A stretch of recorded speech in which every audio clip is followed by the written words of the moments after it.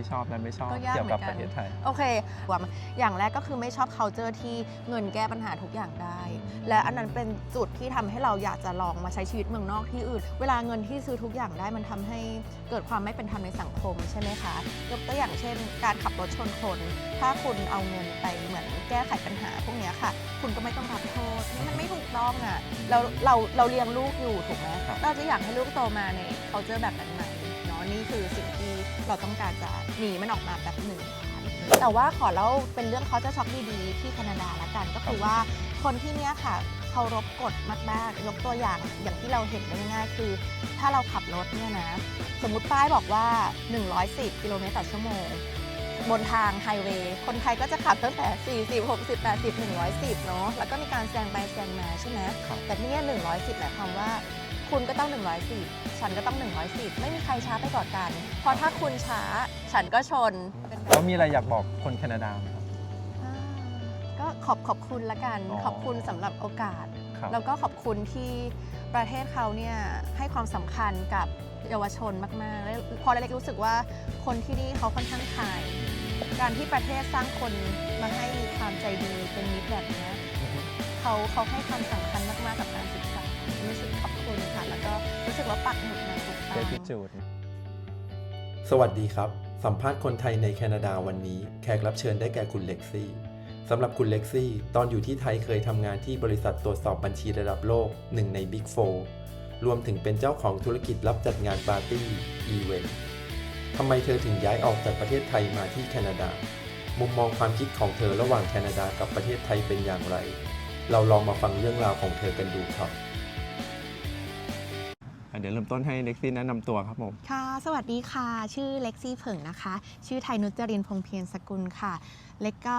จบการศึกษาที่บัญชีจุฬานะคะเป็นชี่68แล้วก็ไปเรียนโทที่ King's College London ที่อังกฤษค่ะตอนอยู่ไทยอะค่ะเล็กก็เป็น CPA นะคะหรือว่าเป็นผู้สอบบัญชีรับอนุญาตในขณะเดียวกันเล็กเปิดบริษัท Party Animals ด้วยเป็น Party Planner นะคะรับจัดลูกโป่งรับจัดงานเลี้ยงเซอร์ไพรส์ต่างๆก็ถือว่าค่อนข้างประสบความสำเร็จเหมือนกันที่เมืองไทยก็ทำอาชีพควบคู่กันนะคะระหว่าง CPA กับจัดปาร์ตี้เนี่ยประมาณ10 ปีถือว่าชีวิตที่กรุงเทพของเล็กอะก็ค่อนข้างสนุกแล้วก็วุ่นวายไปในตัวค่ะแต่ว่าตอนนี้ค่ะก็ย้ายมาอยู่ที่เมืองวิกตอเรีย BC ประเทศแคนาดาแล้วนะคะ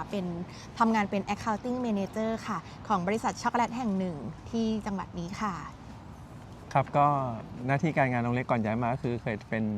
accounting เนาะอยู่ Big 4 เนี่ย accounting firm ใช่ค่ะแล้วก็ยังมีธุรกิจส่วนตัวด้วยใช่ค่ะณตอนนั้นตัดสินใจยากไหมครับที่ย้ายออกจากประเทศไทยจริงๆไม่ยากเลยนะคะคือเล็กค่ะได้ใช้ชีวิตอยู่ต่างประเทศนะคะในหลายๆที่ก็อยู่อังกฤษอยู่อเมริกานะคะส่วนแฟนก็คือเป็นจบการศึกษาจากต่างประเทศเหมือนกันเราก็เคยได้ใช้ชีวิตที่ต่างประเทศก็รู้สึกชอบจริต vibes ของการอยู่ประเทศอื่นนะคะเราก็เลยคุยกับแฟนว่าพอเรามีลูกเนี่ยเราก็อยากให้ลูกลองเติบโตในประเทศอื่นบ้างก็เลยถือว่าเป็นการตัดสินใจที่ไม่ยากที่จะลองออกนอกประเทศมาเพื่อหาโอกาสใหม่ๆให้กับตัวเองแล้วก็ครอบครัวค่ะจริงๆความคิดที่จะออกนอกประเทศมันเริ่มมาตั้งแต่ช่วงโควิดแล้วนะคะเป็นช่วงที่ใครๆหลายคนเนี่ยศึกษาที่จะออกนอกประเทศกันแต่ว่าตอนแรกเราเบนเข็มไปที่ออสเตรเลียก่อนแต่ก็ไม่ได้ประสบความสำเร็จก็เลยเปลี่ยนมาเป็นที่แคนาดาแทนจึงเป็นสาเหตุว่าทำไมถึงมาลงหลักปักฐานที่นี่ค่ะตอนนั้นก็คือมีแค่2ประเทศใช่ไหมครับที่รีเสิร์ชก็คือออสเตรเลียกับแคนาดาเป็น2ประเทศที่มันเรียลลิสติกหมายความว่าเล็กเคยอยู่ที่อังกฤษเนาะเลยทำให้รู้ว่าที่อังกฤษอะค่ะมีชาวยุโรเปียนที่เขาหางานอยู่เป็นจำนวนมากแล้วเขาก็จะมีสิทธิ์มากกว่า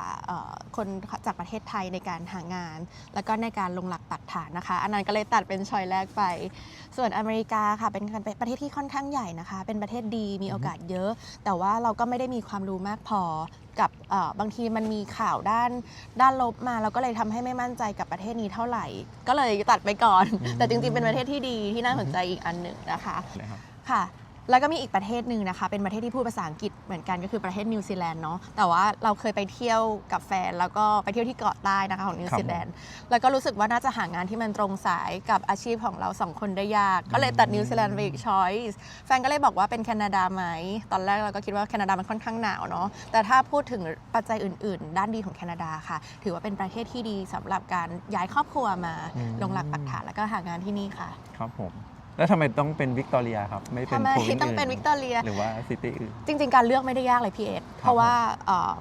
แผนในการมาของครอบครัวเราแล้วก็ครอบครัวไทยหลายๆคนนะคะในการมานอกจากการหางานให้ได้ แล้วก็นอกจากการได้ work permit โดยตรงจากนายจ้างแล้วเนี่ย ครับ อีกแผนที่ทำได้ง่าย ๆนะคะสำหรับก่อนปี 2024 นะก็คือการที่คนหนึงมาเรียนแล้วก็คนหนึงมาทำงานใช่ไหมคะ ครับ การที่เราได้เลือกเมืองวิกตอเรีย BC ก็เพราะว่าแฟนได้รับออฟเฟอร์จาก University ที่นี่ค่ะ ก็เลยเป็นการตัดสินใจที่โชคดีมาก เพราะว่าวิกตอเรีย BC เป็นเมืองที่น่าอยู่มากๆค่ะ ซึ่งเป็นสาเหตุว่าทำไมถึงได้ที่นี่ ครับผมก็หลังจากอยู่น้องเล็กซี่อยู่มาสักระยะแล้วเนาะอะไรคือความแตกต่างหลักนะครับระหว่างประเทศแคนาดากับประเทศไทยครับ ความแตกต่างของแคนาดากับไทยนะคะหลายๆ คนอาจจะมีความคิดหลาย ๆ อย่างเนาะแต่สำหรับเล็กคิดว่า mindset ของคนแคนาดากับคนไทยค่อนข้างต่างกัน mindset ของคนแคนาดานะคะแล้วก็อาจจะรวมถึงหลาย ๆ ชาติตะวันตกด้วยก็คือเขาจะมีความเป็นมี individual responsibility ที่มากกว่าคนไทย individual responsibility ในความหมายของเล็กก็คือเขาจะมีความรับผิดชอบในระดับส่วนบุคคลเยอะยกตัวอย่างเช่น ถ้างานเราเริ่ม7 โมงครึ่งทุกคนจะมาแล้ว7 โมง 15ก็คือนั่งที่โต๊ะพร้อมเริ่มทำงาน แต่ว่าในสังคมที่เราเคยอยู่อาจจะมี7 โมงครึ่ง7 โมง 15หรือคนมาเช้าก็มี มันจะค่อนข้างหลากหลายใช่ไหมคะแต่ว่าที่นี่ก็คือเขามีความรับผิดชอบเรื่องนี้กันมากแล้วก็ความเป็นอินดิวิ a l อีกอย่างหนึ่งก็คือสมมติวันเสาร์อาทิตย์เราก็ยังอาจจะอยากจะแฮงเอาท์กับเพื่อนที่เมืองไทยเนาะแบบนี้จะมีคนไทยจะมีความคอลเลกทีฟกันนิดนึงแต่คนที่นี่เขาก็จะค่อนข้างภาษาบ้านเราคือตัวใครตัวมันเนาะแต่ไม่ใช่ตัวใครตัวมันแบบไม่ดีนะคะตัวใครตัวมันหมายความว่าแบบเคารพเวลาส่วนตัวเหมือนกันแต่ว่าในถึงเวลาที่ต้องการความช่วยเหลือเขาก็มีความช่วยเหลือกันค่ะแล้วเคยเจอคิดว่าส่วนตัวคิดว่าอะไรที่เป็น culture shock ฮะที่นี่ที่ส่วนตัวคิดว่าที่ไทยคงไม่มีโอกาสได้เจอแบบนี้ โอเคจริงๆแล้วมันก็ไม่ถึงกับ culture shock นะคะเนื่องจากว่าเราก็เคยเห็นแคนาดากับเคยเห็นหลายๆประเทศนะคะผ่านทางสื่อออนไลน์โซเชียลมีเดียแล้วใช่ไหมคำว่า culture shock ในสมัยเนี้ยในเจนที่เป็นดิจิตอลแบบเนี้ยมันจะลดลงไปเยอะแล้วเนาะถ้าเทียบกับตอน Gen Y ที่มันมีแค่อีเมลในการสื่อสารแต่ว่าขอเล่าเป็นเรื่องเขาจะช็อกดีๆที่แคนาดาละกันก็คือว่าคนที่เนี้ยค่ะเคารพกฎมากๆยกตัวอย่างที่เราเห็นได้ง่ายๆคือถ้าเราขับรถเนี่ยนะสมมติป้ายบอกว่า110 กิโลเมตรต่อชั่วโมงบนทางไฮเวย์คนไทยก็จะขับตั้งแต่40 60 80 110เนาะแล้วก็มีการแซงไปแซงมาใช่ไหมแต่ที่เนี้ย110หมายความว่าคุณก็ต้อง110ฉันก็ต้อง110ไม่มีใครช้าไปกว่ากันเพราะถ้าคุณช้าฉันก็ชนเป็นแบบนี้และในเรื่องของสปีดการลดสปีดเหมือนกันสมมติว่าจะออกจากไฮเวย์แล้วกฎหมายบอกว่าควรจะขับ50แต่ถ้าคุณขับมา80นะคะมันจะทำให้เราอะเวลาเราเจอทางม้าลายตรงทางออกทางด่วนเราจะชนคนอื่นได้ง่ายๆเลยอันนี้เป็นตัวอย่างที่ว่าถ้าเราไม่เคารพกฎหมายของที่นี่ภัยมันก็จะมาถึงตัวเราอันนี้เป็น culture shock ที่คนไทยเนี่ยอาจจะยังไม่คุ้นชินค่ะซึ่งเป็นสิ่งที่ดีแล้วก็อยากให้เป็นด้วยโอเคลองบอกสิ่งที่ชอบและไม่ชอบที่แคนาดาให้ฟังหน่อยได้ไหมครับคำถามยากเลยนะคะว้าวสิ่งที่ชอบที่แคนาดานะคะเลยว่าอย่างแรกเลยเนี่ยก็คือผู้คนค่ะคนอาจจะคิดว่าฝรั่งหลายคนเขาไม่ช่วยเหลือกันเนาะแต่ว่ามาแคนาดาเนี่ยผิดคาดมากๆเลยค่ะเพราะว่าคนช่วยเหลือกันมากๆยกตัวอย่างให้เห็นกันเลยนะคะสมมติว่าเราไปห้างคนที่เปิดประตูก่อนหน้าเราเขาก็จะเปิดค้างเอาไว้จนกว่าเราจะมารับประตูต่อไปอันนี้เป็นสิ่งที่ชอบมากนะคะอย่างที่2ก็คือพอดีว่าเราได้มาอยู่ที่เมืองวิกตอเรีย BC เนาะอากาศมันก็ค่อนข้างจะดีแม้มันจะมีวันที่ฝนตกบ้างแต่โดยรวมแล้วอะค่ะมันก็คือค่อนข้างสบายเนี่ยอย่างวันนี้เล็กใส่เสื้อบางๆมันเป็นออทัมแล้วใกล้วินเทอร์แล้วเนาะคือเสื้อบางๆมันยังเอาอยู่อะค่ะก็เลยรู้สึกว่าฉันไม่ต้องทนความหนาวฉันไม่ต้องทนความร้อน40 องศาที่เมืองไทยอีกต่อไปแล้วนะคะครับผมแต่สิ่งที่ไม่ชอบนะคะก็คือเนื่องจากโอเคที่เนี่ยมีความหลากหลายของเชื้อชาติก็จริงแต่อาหารเขาไม่หลากหลายคือสมมุติว่าเราไปร้านอาหารญี่ปุ่นก็ได้ในเมืองเนี้ยคุณก็จะเห็นเมนูเดิมๆเหมือนความครีเอทีฟเขาก็จะไม่เท่าคนไทยในการครีเอทอะไรต่างๆรู้สึกว่าคนไทยครีเอทกว่าในเรื่องของอาหารค่ะครับผมก็คำถามเดียวกันนะครับแต่เปลี่ยนเป็นประเทศไทยโอเคสิ่งที่ชอบและไม่ชอบเกี่ยวกับประเทศไทยโอเคเอาสิ่งที่ชอบก่อนนะคะอย่างก็เหมือนน่าจะเป็นเหมือนที่คนไทยทุกคนชอบนะคะ1เลยคนไทยใจดีนะคะคือเราสามารถ เรียกทุกคนได้ว่าลุงป้านาอาอะไรเงี้ยเรียกว่าที่นี่มันไม่เหมือนใคร ครับ อย่างที่2ก็คืออาหารและวัฒนธรรมนะคะ อาหารก็คือเราไปร้านอาหารไทย10 ร้านเมนูก็ไม่เหมือนกันแล้วเนาะมันก็รู้สึกว่าทำให้แบบฟูลฟิลชีวิตประจำวันเรานะคะ ส่วนวัฒนธรรมไทยเราก็คือมันทำให้เราภูมิใจอ่ะเรามีซอฟต์พาวเวอร์มีลิซ่าแบมแบมหมีเนยมีผ้าไหมไทยอะไรแบบเนี้ยมันทำให้เราพราวนะ ครั คะ บผม แล้วก็อย่างที่ 3 ก็คือการท่องเที่ยวของเราดีมาก คือแบบอย่างทะเลไทยภูเขาน้ำตกอีเวนต์ว่าบริการโรงแรมอะไรเงี้ยรู้สึกว่าแบบจ่าย10,000มันจ่าย10,000ที่แคนาดาค่าโรงแรมมันไม่เหมือน10,000ที่เมืองไทยอย่างเงี้ยค่ะรู้สึกว่าเนี้ยเราดีมากๆย้ายมาเรื่องที่ไม่ชอบกันบ้างนะคะอ่ะเราจะพยายามทำให้มันเล็กๆแล้วกันขอพูดรวมๆอย่างแรกก็คือไม่ชอบ culture ที่เงินแก้ปัญหาทุกอย่างได้ และอันนั้นเป็นจุดที่ทำให้เราอยากจะลองมาใช้ชีวิตเมืองนอกที่อื่นเลย เพราะว่าถ้าเราไม่ชอบเรื่องนี้เราขออยู่เมืองนอกก่อนแป๊บนึงแล้วเดี๋ยวถ้าเมืองไทยดีขึ้นแล้วเราค่อยกลับไป อันนี้เป็นความคิดแล้วเนาะทำไมล่ะ เพราะว่าเวลาเงินที่ซื้อทุกอย่างได้มันทำให้เกิดความไม่เป็นธรรมในสังคมใช่ไหมคะ ยกตัวอย่างเช่น การขับรถชนคน ถ้าคุณเอาเงินไปเหมือนแก้ไขปัญหาพวกเนี้ยค่ะ คุณก็ไม่ต้องรับโทษ อันนี้มันไม่ถูกต้องอ่ะเราเลี้ยงลูกอยู่ถูกไหม ครับ เราจะอยากให้ลูกโตมาใน culture แบบนั้นไหมเนาะนี่คือสิ่งที่เราต้องการจะหนีมันออกมาแป๊บหนึ่ง ซึ่งที่นี่ไม่มีใช่ไหมครับ ก็อาจจะมีนะคะ อาจจะมี แต่ว่ายังไม่เจออก็อาจจะมีในเรื่องของระบบขอ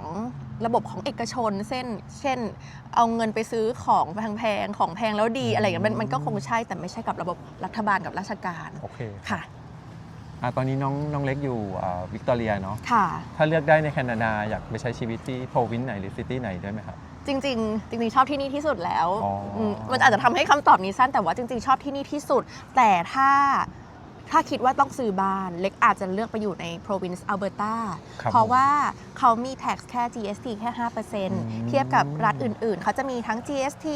กับ PST บวกกันมันเหมือนประมาณว่าเป็นภาษีมูลค่าเพิ่ม 2 ตัวมารวมกัน ครับผม ทำให้เราต้องจ่ายดับเบิลค่ะ อืม ก็คือถ้าเน้นถูกประหยัดก็จะเป็น ย้าย อัล ไป เบอ ที่ ร์ตา Alberta แต่ถ้าเน้น ก็ อา ไปโซนหนาวนิดนึง กาศใช่ก็เน้น BC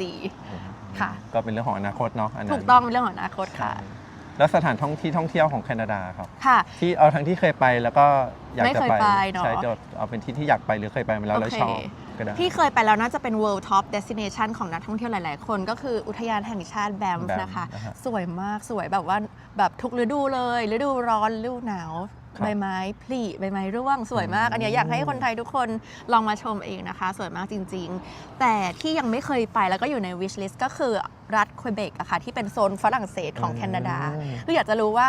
แล้วเขาฝรั่งเศสวันที่ฝรั่งเศสจริงไหม หรือบางทีเราอยู่แคนาดาเนาะ มันคือนอร์ทอเมริกาที่มันไกลจากยุโรปมาก ครับ ๆ ก็อยากได้ไวบ์ยุโรปบ้างอะแบบอาหารยุโรป ผู้คนคุยภาษาฝรั่งเศสอะไรแบบนี้ ไว้เดี๋ยวเก็บเงินแล้วไปค่ะ ตอนที่ไปเรียนอังกฤษนี่ได้ไปเที่ยวฝรั่งเศสไหมครับ ได้ไปค่ะ ก็รู้สึก สามารถ ว่า เปรียบเทียบได้เนาะ มันดีอะมันก็ดีทั้งคู่ก็เป็นอีกแบบหนึ่งมันก็แตกต่างกัน โอเคครับผมก็ได้ลองทานอาหารแคนาดาหรือยังครับ ได้แล้วค่ะ โอเคครับมี ค่ะ ความรู้สึกไงบ้างครับ จริงๆ อาหารแคนาดาจริงๆอ่ะเล็กก็ไม่ได้ถูกปาก 100% เนาะเพราะว่าโอเค เมืองแม่เขาเป็นอังกฤษใช่ไหมคะ มันก็จะไม่พ้น fish and chip burger หรืออะไรที่มันพิเศษหน่อยก็อาจจะเป็นไอตัวน้ำราด gravy ของเขาราดบนเฟรนช์ฟรายซึ่งเราก็ไม่ได้อยากกินเฟรนช์ฟราย Poutine เหี่ย เน ว อะใช่ไหม เราก็ไม่ได้ชอบ แต่ว่าถ้าพูดถึงอาหารที่ชอบนะแล้วก็ถ้าเราเป็นชาวเกาะแบบนี้หรือชาวฝั่งแคนาดาที่อยู่มาทางแปซิฟิกนะคะ ครับ ได้รู้สึกว่าแซลมอนที่เนี้ยหวานอร่อยเนื้อแน่น แล้วถ้ายิ่งได้แบบไปซื้อสดๆนะ มากินกับน้ำจิ้มซีฟู้ดอร่อยมากคือรู้สึกว่าซีฟู้ดเขาดีค่ะ แล้วก็สำหรับใครที่เป็นแฟนแซลมอนตัวยงนะ ถ้าเราขับรถไปจากตรงเนี้ยที่เราอยู่อะค่ะ 15 นาทีนะคะ ไปตรงโกสตรีมในช่วงของเดือนตุลาคม พฤศจิกายน เราจะเห็นน้องแซลมอนหลายๆ สายพันธุ์น่ะว่ายทวนน้ำมาวางไข่ พอเราดูแล้วเราก็แบบมันสู้ชีวิตเนาะมันก็สนุกมันเป็นอะไรที่เราพาลูกไปเรียนรู้ได้ แล้วลูกเราก็จะหิวซูชิโหดร้ายไหมคะ แต่มันก็ใช่แซลมอนเป็นอาหารที่ดีของที่นี่ค่ะ ชัดเจนแล้วครับเราเรื่องค่าครองชีพล่ะครับ อืม ค่าที่พักค่าเดิน ค่ะ ทางค่าอาหารค่าใช้จ่ายตีปาถะ โอเค ก็คือค่อนข้างต่างจากเมืองไทยเนาะสมมติว่าสมมติ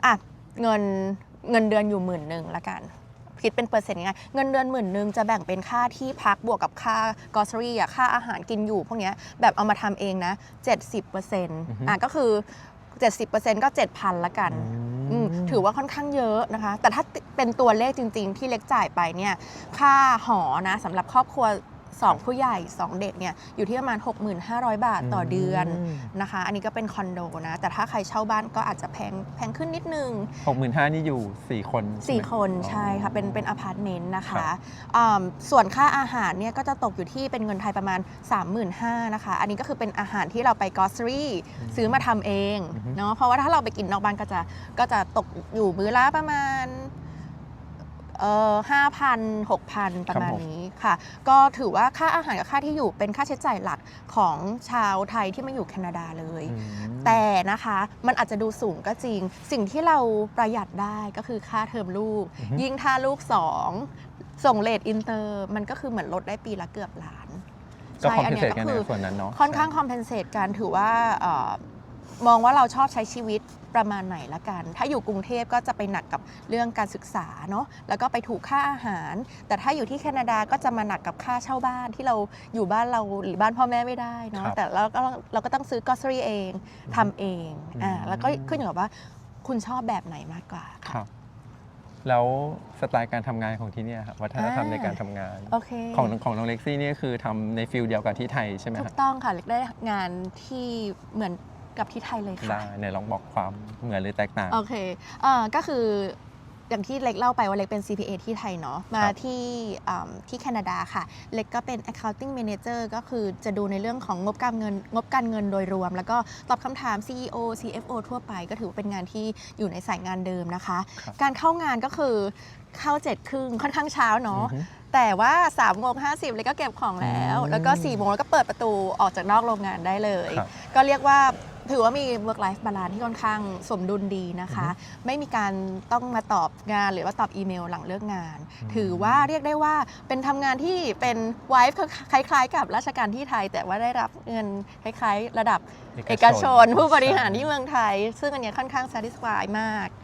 ค่ะ คือจบงานก็คือจบเลยเนาะ จบเลย ไม่ต้องเนี่ย แต่ทั้งนี้ทั้งนั้นมันก็ขึ้นแล้วแต่ว่าคุณจะเลือกบริษัทแบบไหนสายงานแบบไหน ยกตัวอย่างเช่นถ้าเป็น consulting firm ของที่นี่ค่ะ ก็ยังมีชั่วโมงการทำงานที่เยอะอยู่ อาจจะ 60-70 ชั่วโมงต่อสัปดาห์ มันก็แล้วแต่ว่าเราเลือกอะไรให้ชีวิตเราเหมือนกัน แต่สำหรับเล็กก็คือมาที่นี่ก็คืออยากจะมีสมดุลทั้งงานและครอบครัว ก็เลยเลือกงานที่มันบาลานซ์ดีใช่ ถ้าพี่ถามเรื่องรายได้นี่เป็นความลับไหมครับ เป็นความลับ อ๋อ เป็นความลับ ได้ แต่ว่าก็ถือว่าเป็นรายได้ที่แมทช์กับตัวเมืองนะคะ แล้วก็ทำให้เรามีกินมีใช้ที่พอดี มีเอาไปออมหุ้น ออมบิตคอยได้นิดห ก็ น่อ ถึ ย งมาทำงานที่นี่ก็ถึงเซฟวิ่งได้ ยัง เนาะ เซฟวิ่งได้แต่คือถ้าจะได้งานที่มันสบายอาจจะต้องเป็นงานที่เงินเดือนปีละนะคะ $60,000 ขึ้นไป แคนาเดียนดอลลาร์ แคนาเดียนดอลลาร์ใช่ ใช่ ซึ่งจะมีการค่า conversion ที่ต่างจาก USD นิดนึงค่ะ ระบบเฮลท์แคร์ของที่นี่ครับถ้าเทียบกับที่เมืองไทย จริงๆ ยังไม่เคยลองใช้อย่างจริงจังเลย ดีแล้ว นะ ครั คะ บไม่ได้ป่วย ใช่ซึ่งถือว่าดีแต่ว่าโอเคการดูแลลูกเราแล้วกันน้องคือ อยู่ที่เนี่ยเราต้องเข้าใจว่าระบบเฮลท์แคร์ค่อนข้างเข้าถึงยากเมื่อเทียบกับที่เมืองไทย เพราะว่าเขาเป็นระบบของรัฐสวัสดิการใช่ไหมคะ ซึ่งหมายความว่าคุณมีเงินคุณก็ไม่ได้สามารถ walk in ไปหาคุณหมอเฉพาะทางได้เนาะดังนั้นมันก็ต้องเป็นระบบที่มี family doctor ฝากเข้าไปอะไรไปเป็นตามระบบของเขาไปนะคะ ซึ่งบอกตรงๆว่าอยู่มา 15 เดือนแล้ว ก็ยังไม่มีคุณหมอประจำบ้านของครอบครัวเลย ดังนั้นมันก็เลยต้องปรับ mindset กับคนในครอบครัวว่าลูกจะต้องมีสุขอนามัยที่ดี ครับ หรือถ้ามีการเจ็บป่วยอะค่ะเราก็อาจจะใช้วิธีธรรมชาติมากขึ้น เช่น ต้มน้ำหัวหอมให้กินอะไรอย่างเงี้ย ซึ่งถ้าอยู่ที่ไทยเราก็ไปหาคุณหมอก็คือจบใช่ไหมคะแอดมิดฉีดน้ำเกลือ แต่ว่าที่นี่มาเราก็ต้องดูแลตัวเองกันมากขึ้นค่ะ ซึ่งถ้าเทียบกับเมืองไทยแล้วถามว่าชอบที่ไหน ก็ยังชอบระบบเฮลท์แคร์ของเมืองไทย ครับ ใช่แต่ว่าเมืองไทยก็เนาะมีโรคมากขึ้นเนาะอยู่ในเมืองใหญ่ใช่ไหมคะก็มันก็ต้องมีการหาหมอมากขึ้น แต่อยู่ที่นี่ก็ไม่ค่อยป่วยเลยค่ะ แล้วยิ่งเมืองไทยถ้าเราทำบริษัทที่อย่างอยู่ของ Big 4 ใน accounting firm ก็มันก็จะมีประกันสุขภาพให้ มี อยู่ ของ แล้ว บู เนาะ พาให้ ซึ่งถ้าปล่อยปุ๊บก็ไปหาหมอก็ได้เจอหมอเลย ใช่ค่ะจริงๆที่นี่ก็มีนะคะ แต่ไม่ ว่า ได้เจอแน่นอน เจอหมอไม่ได้ แต่มีประกันสุขภาพให้ค่ะ แล้วที่เขาบอกว่าฟรีนี่ฟรีจริงไหมครับ ฟรีจริง ๆ เลยค่ะ อย่างสมมติเพื่อนร่วมงานนะคะ อายุ 75 แล้วนะคะหกล้มค่ะ กระดูกสะโพกเคลื่อน เขาก็ได้รับเป็นเคสฉุกเฉินให้ไปที่ ER ของโรงพยาบาล รักษาฟรี แต่ถ้าเป็นเมืองไทยเราอาจจะต้องเตรียมเงินไว้สักประมาณ 300,000 200,000 ในการผ่าตัดนะคะ ที่นี่ก็คือฟรีจริงๆฟรีที่สุดแล้วค่ะ แล้วไลฟ์สไตล์ของที่เนี่ยครับ ค่ะ หมายถึงว่าช่วงเวลาที่ไม่ได้ทำงานเขาจะไปเที่ยวอะไรกันที่ไหนหรือว่ายังไง จริงๆแล้วแต่เมืองที่อยู่ด้วย ถ้า ครับ เป็นคนอยู่เมืองใหญ่เขาก็อาจจะไปเที่ยวตามซูเปอร์มาร์เก็ต อือฮึ หรือว่าห้างกันหรือว่าอาจจะไปดูหนังนะคะ แต่ว่าเนื่องจากวิกตอเรียค่ะเป็นเมืองเล็กๆนะคะ แล้วก็บ้านเรามีลูกเล็กด้วย วันเสาร์อาทิตย์เนี่ยก็จะเริ่มเลยนะคะ ตื่นเช้ามาทำกับข้าว แล้วก็คลีนอัพบ้าน อืม แล้วก็ตอนสายๆเราจะไปซูเปอร์ค่ะไปตุนของ ครับ หลังจากนั้นก็จะไปพวกสถานที่ที่เป็น outdoor นะคะเพื่อให้ลูกได้ทำกิจกรรม ยกตัวอย่างเช่น ไป go stream เพื่อไปดูแซลมอนอย่างที่เล่านะคะ ไปไฮค์ปีนเขานะคะ แล้วก็เดินไปทะเลเดินไป ว้าว น้ำตก ชีวิตจะมีประมาณนี้ ก็คือไม่มีการไปเที่ยวห้างเหมือนที่เมืองไทยเนาะ มีบ้างแต่ มีบ้าง ห้างมันน้อย ห้าง แล้ว ก็จะไม่เหมือนไม่อลังการเหมือนที่ไทย ใช่แล้วก็ ใช่ เบื่อเองค่ะ ก็จะ แต่ เน้น แต่ถ้า เป็น เราได้กลับไทยเราก็จะตื่นเต้นกับห้างที่ไทยเนาะมันก็ ว้าว ยังเป็นสีสันชีวิตอ่ะ เหมือนที่นี่ก็จะเน้นเป็นกิจกรรม outdoor ใช่ไหม ใช่ ครับ ค่ะใช่ก็ปรับชีวิตกันไป ครับไหนๆพูดถึงเรื่องลูกแล้วพี่จะถามว่าการเรียนของเด็กที่นี่เนาะ ค่ะ เหมือนหรือแตกต่างกับเด็กที่ไทยไหมครับ จริงๆ ถ้าเทียบกับระบบอินเตอร์นะคะเรียกว่า ครับ ไม่ค่อยต่าง อ๋อ เพราะว่าอย่างอินเตอร์ที่ไทยเขาก็จะมีระบบ UK US IB ใช่ไหมคะ ครับ ของแคนาดาคือไม่ได้ตามใครเลยเป็นระบบของแคนาดา ครับ ซึ่งถ้าเรารวมๆ ก็คือเหมือนจะเน้นเป็นเหมือน play base กับเน้น critical thinking logical thinking เหมือนกัน ครับผม ค่ะแต่ว่าที่แคนาดาเขาอาจจะไม่ต้องไปสอบวัดระดับเหมือนของแคนาดากับอังกฤษ เช่นแบบตัว IGCSE หรือว่าตัว SAT อะไรเท่าไหร่ เพราะว่าระบบในประเทศเขาก็เหมือนเอื้อให้เด็กสอบได้ในประเทศเขาเอง ครับ สมมุติถ้าเราอยากจะเข้า University ที่นี่นะคะ ก็คือทำพอร์ต แล้วก็สะสมเกรดตอน High School ให้ดี ก็สามารถเข้า University ที่ดีได้แล้ว อาจจะไม่ได้มีตัว Standardized Test ที่มันโด่งดังเหมือนระดับโลกอะไรประมาณนั้นค่ะ ครับ แต่ก็ค่อนข้างมั่นใจในระบบการศึกษา อืม ที่นี่นะคะว่าถ้าได้มีผลการเรียนที่ดี ที่นี่เขาก็มีมหาวิทยาลัยที่ดีระดับโลกที่รองรับอยู่ค่ะ ครับ แล้วก็ที่สำคัญนะคะ ไม่มีสอบจนกระทั่งมัธยมนะได้ข่าว ครับ ค่ะ อันนี้ต้องถามผู้สัมภาษณ์ด้วยว่าลูกสาวยังไง คล้ายๆกันครับ คล้ายๆกันเนาะ ใช่ ใช่ค่ะ ก็รู้สึกว่าไม่รู้สิมีดีมีเสียก็ดูกันไป ได้ ค่ะ และกิจกรรมของเด็กเล็กอะฮะเขาจะทำกิจกรรมอะไรบ้างถ้าเทียบกับเด็กกิจกรรมของเด็กที่เมืองไทย โอเค เด็กเล็กนะคะก็ถ้าเป็นลูกเล็กเลยต่ำกว่า 5 ขวบนะคะ ครั ทุก บ ๆวันเนี้ยคุณพ่อคุณแม่จะเลือกได้ว่าจะส่งไปเดย์แคร์หรือจะเลี้ยงที่บ้าน อือฮึ การไปเดย์แคร์ก็คล้ายๆไปเนอร์เซอรี่นะคะ แต่ว่าเขาจะไม่ได้มีการเรียนที่เป็นสตรัคเจอร์คือไปเล่นแล้วก็ไปทำกิจกรรมเข้ากลุ่มไปฝึกด้าน EQ ประมาณนี้นะคะ แล้วก็เดย์แคร์นี่ก็จะรับตั้งแต่ 9 โมงถึงประมาณ 4-5 โมงก็ต้องไปรับแล้ว ครับ ส่วนวันเสาร์อาทิตย์อะค่ะก็จะมีไปไลบรารีนะคะ เราสามารถเช่าหนังสือได้นะคะ ไม่เกิน 60 เล่ม อือฮึ ฟรี และเป็นหนังสือแบบเป็นพิกเจอร์บุ๊กสวยๆ ที่ถ้าปกติเราอยู่ไทยอะค่ะ เราต้องจ่ายเงิน 4-500 เพื่อซื้อเนาะ ครับ ที่นี่ก็คือฟรี หรือว่าถ้าเราอยากได้เล่มไหน เราสามารถรีเควสไปที่ไลบรารีได้ด้วย อืม ว่าเราอยากได้กินเนสบุ๊กของปีใหม่นะแบบจะมีเข้ามาไหมประมาณเนี้ยค่ะ อันเนี้ยก็ดีเหมือนกันนะคะ ก็คือเสาร์อาทิตย์ไปไลบรารีเนาะแล้วก็เสร็จแล้วก็อาจจะไป playground ซึ่งมันเป็น playground ที่สวยมากที่แคนาดา ครับ ซึ่งรู้สึกว่าประเทศเนี้ยแล้วก็หลาย ๆ ประเทศที่เป็นประเทศทางตะวันตกอ่ะเขาใส่ใจในเรื่องของการศึกษาขั้นพื้นฐาน ครับ early years ของประชากรเขามากอันเนี้ยก็อยากจะให้เมืองไทยลองดูเป็น case study แล้วก็อยากให้ประเทศเรามีบ้าง น้องเล็กซี่คิดว่าอะไรคือสิ่งที่ดีที่สุดของการเป็นคนไทยที่ได้มาอยู่ที่แคนาดาครับ การเป็นคนไทยนะคะคือเราค่อนข้างมีการเห็นอกเห็นใจผู้อื่น แล้วก็เป็นคนใจดีกับคนอื่นเนาะซึ่งอันเนี้ยมันมีทั้งข้อดีข้อเสียใช่ไหมคะแต่ว่าเล็กก็ดึงข้อดีของมันมาใช้ โดยการที่เราเป็นคนการที่เราเห็นอกเห็นใจผู้อื่นนะคะเล็กก็ได้รับคอมเมนต์มาจากเจ้านายกับหรือว่าเพื่อนๆหรือว่าคุณแม่ของเพื่อนลูกอะไรประมาณเนี้ยว่าคุณดูเป็นคนใจดีจังทำให้คนอื่นอะอยากเข้าหาแล้วก็กล้าที่จะขอความช่วยเหลือค่ะ ซึ่งเราก็รู้สึกว่ามันเป็นการทำให้เราอะmake friend ได้ง่าย ครับ ใช่ค่ะ จุดเด่น แต่ก็ต้อง ของคนไทยเลยเนอะ นี่เป็นจุดเด่นของคนไทย แต่มันก็มีเส้นบางๆ ระหว่างการที่บางคนอาจจะรู้สึกว่าเราใจดีไปแล้วถ้าเขาเป็นคนที่ล้ำเส้นง่ายอย่างเงี้ยมันก็ค่อนข้างอันตรายดังนั้นเราต้องบาลานซ์ตรงนี้ให้ดีค่ะ และอะไรคือสิ่งที่ยากที่สุดนะครับของการใช้ชีวิตที่นี่ ยากที่สุดของการเป็นคนไทยเอาจริงๆนะสำหรับเล็กนะคือเรื่องของภาษา เพราะว่าภาษาอังกฤษไม่ใช่ภาษาแม่ใช่ไหม ครั คะ บ แม้เราจะสอบ IELTS MAC ทุกสกอร์ MAC ทุกแบนแต่ว่าการทำงานที่เนี่ยพอเราเป็นผู้บริหารหรืออะไรอย่างเงี้ยค่ะ มันก็ต้องใช้ภาษาอังกฤษที่แข็งแรงมากๆ ซึ่งถ้าเราเป็นคนไทยที่ภาษาอังกฤษ เก่งมาตั้งแต่เด็กๆ อันเนี้ยเป็นข้อดีมากเลยแต่สำหรับเล็กอะไม่ใช่ต้องเรียนรู้อีกเยอะเลยค่ะ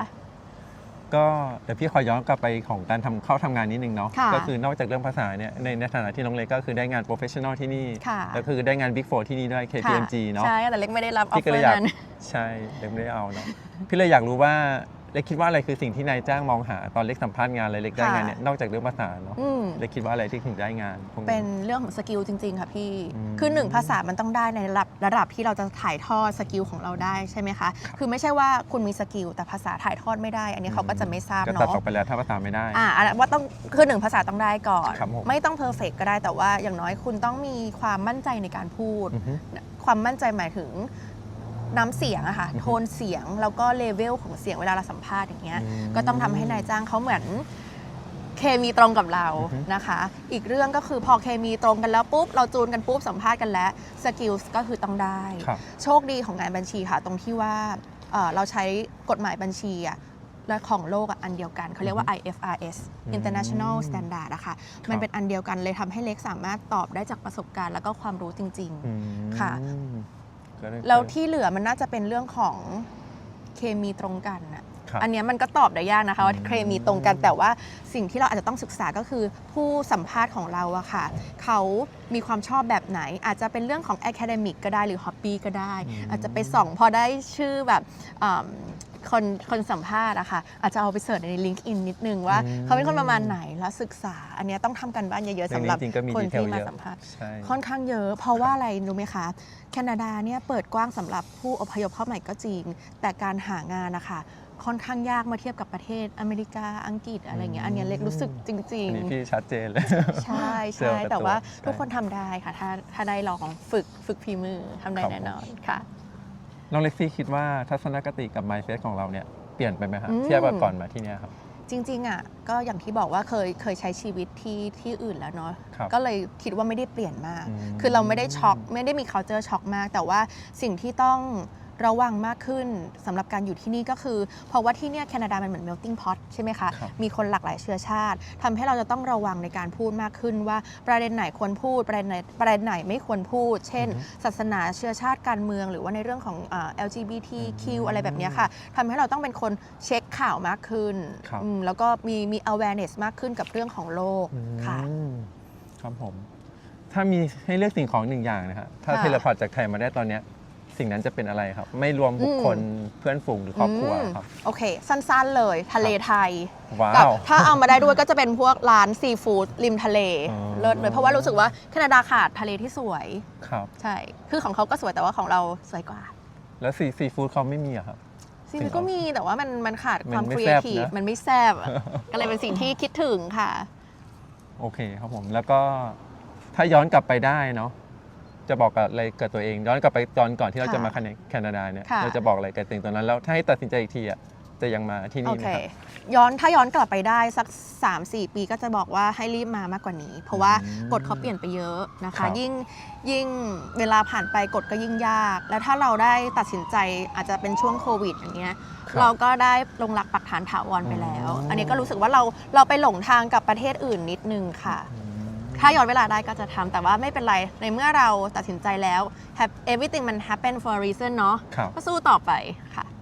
มีอะไรอยากฝากถึงคนไทยที่กำลังเตรียมตัวจะมาแคนาดาไหมครับ คือถ้าอยากมาแคนาดานะเล็กก็รู้สึกว่ามันไม่มีอะไรถูกหรือผิดมาลองก็ได้ ถ้าลองแล้วไม่ชอบก็กลับไปไทยใหม่ก็ได้ แต่ถ้าอยากลองก็ลองเลย เพราะเราอะสมมติคุณผู้ฟังอายุสัก25 ถึง 40 ใช่ไหมคะ ครับผม ถ้าไม่ลองตอนเนี้ยลองไม่ไหวแล้วนะ ใช่ไหมถ้าเกินกว่านี้เราอาจจะไม่กล้าเสี่ยงแล้วเนาะคือถ้าอยากมาลองก็มาลอง แต่ก่อนมาเราต้องแมทช์ว่าตลาดแรงงานนะคะมันแมทช์กับความสามารถของเราไหม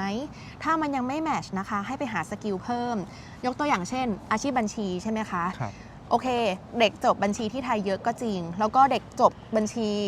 ที่แคนาดา มันอาจจะไม่เยอะ แต่คนก็มาจากทั่วโลกใช่ไหมคะ ดังนั้นใบ CPA สำคัญมาก ครับ ใครที่เรียนสายบัญชีอาจจะเรียน CPA มาก่อน เพื่อให้มั่นใจได้ว่า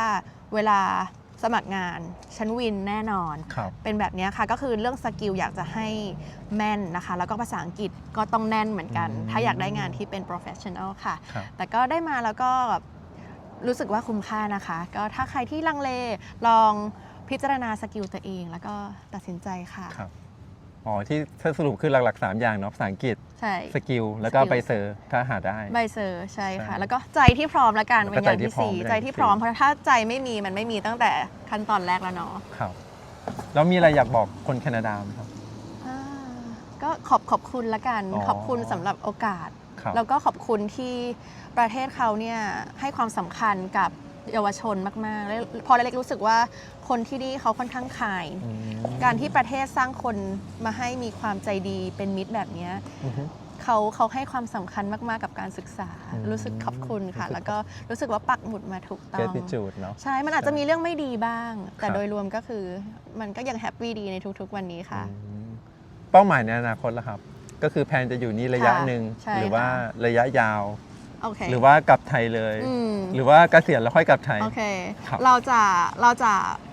จะมุ่งให้ได้ PR ที่นี่นะคะ นี่คือเป้าหมายในปีหน้าแล้วเราต้องได้ PR นะคะ ครับ หลังจาก PR เราก็อยากจะได้สัญชาติด้วย อืม พอหลังจากได้สัญชาติก็ค่อยมาคิดว่าพอเราเกษียณ เราจะ เราจะอยาก กลับไหม อยู่ที่ไหน อ๋อ ทั้งนี้ทั้งนั้นเราตัดสินใจเองไม่ได้เราก็ต้องคุยกับลูกด้วย ครับ ว่าลูกอยากอยู่ที่ไหน อ๋อแสดงว่าเป้าหมายก็คืออยากทำงานจนเกษียณที่นี่เนาะ